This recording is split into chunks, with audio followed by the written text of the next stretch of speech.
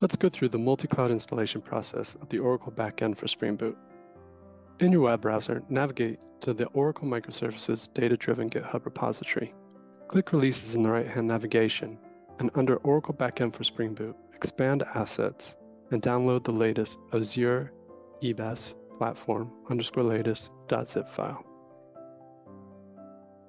Log into your OCI tenancy and navigate to your profile. Select User Settings and generate a new API key. Download the private key and save it as private_key.pem.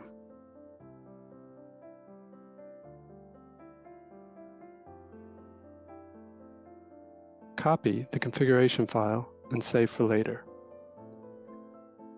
This API key and these details will be used in Azure to connect to OCI to provision the Autonomous Database, the ADB. In Azure, open Cloud Shell and upload the private_key.pem file and the Azure EBS platform latest.zip file.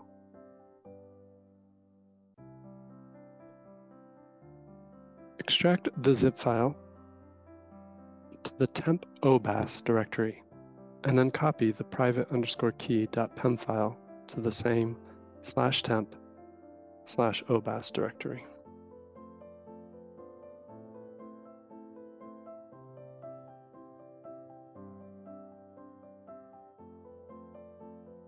Change directory to temp obas and run the obas configure Python script. This script will prompt you for the OCI API key configuration that you saved earlier.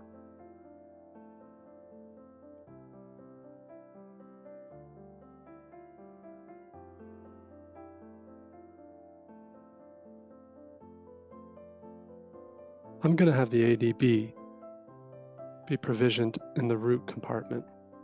However, if you have another compartment within your OCI tenancy, please paste it in the OCI compartment section.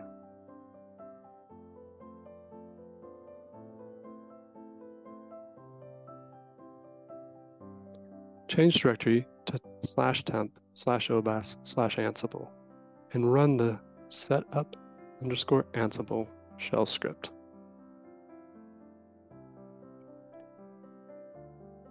Once Ansible has been set up, activate it by running source./activate.env.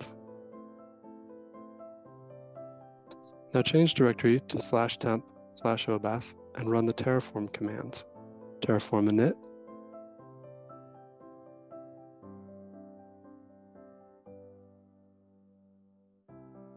Terraform plan, outputting the plan to the multicloud.plan file. And finally, Terraform apply, giving it the multicloud.plan file. This will start the deployment and will take approximately 10 to 15 minutes. We'll fast forward through some of this, but at one point, if you switch over to OCI and select the compartment you opted for the ADB to be provisioned into, you should eventually see the ADB starting up.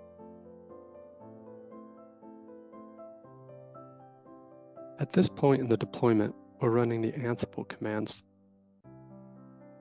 to provision the Autonomous Database and to bootstrap the Azure Kubernetes service with the Oracle Backend for Spring Boot.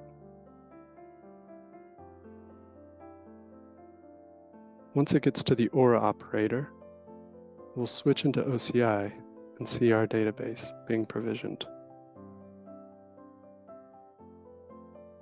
Select Oracle Databases, Autonomous Database. If you need to change your compartment, change it on the left-hand side. And you'll see here our Goose 11DB is being provisioned by the Aura operator in Azure.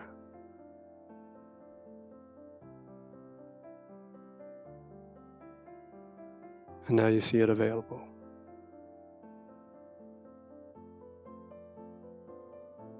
Configuration management of the deployment via Ansible is still running. We'll fast forward it.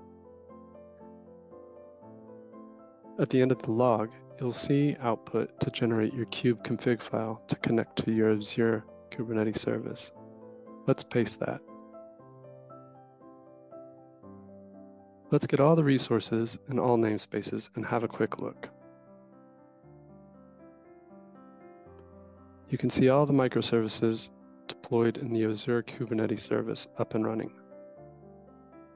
Just for fun, let's stop the ADB from Azure.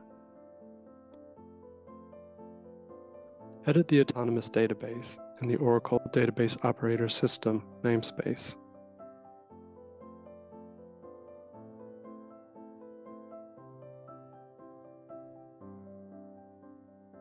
And let's change the lifecycle state to stopped.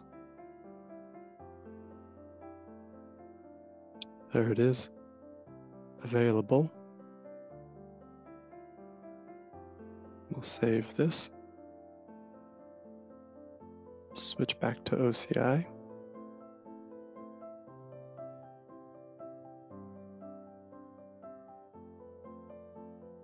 And now you can see it stopping. And there you have it, the Oracle Backend for Spring Boot in a multi-cloud environment.